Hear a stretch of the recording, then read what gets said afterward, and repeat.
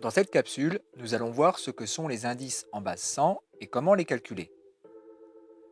Dans un tableau de proportionnalité, l'indice 100 est attribué à une situation de départ ou de référence.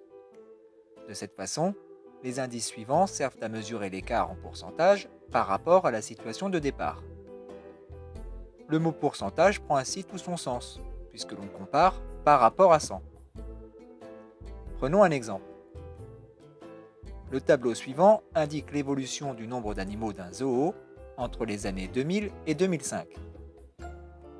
On constate qu'entre 2000 et 2002, le nombre d'animaux est passé de 1250 à 1000. Il a donc baissé. Pour connaître le pourcentage de baisse, on attribue à la situation de départ l'indice 100, c'est-à-dire 100%, et on va calculer l'indice d'arrivée.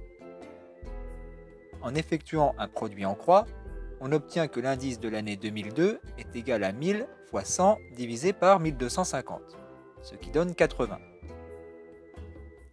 Voyons maintenant comment calculer les autres indices et calculons par exemple l'indice de 2004. On procède encore par produit en croix.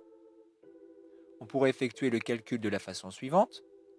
L'indice de 2004 serait égal à 1500 fois 80 divisé par 1000, ce qui donne 120. Mais si par hasard on s'est trompé et que l'indice calculé 80 est faux, en réutilisant cette valeur, on va reporter l'erreur sur le reste du tableau. C'est dommage. De ce fait, pour éviter de reporter une éventuelle erreur de calcul, on travaille toujours avec des données fournies par l'énoncé. Pour calculer l'indice de 2004, on va donc partir de la situation dont l'indice est connu. C'est l'année 2000. On effectue le produit en croix.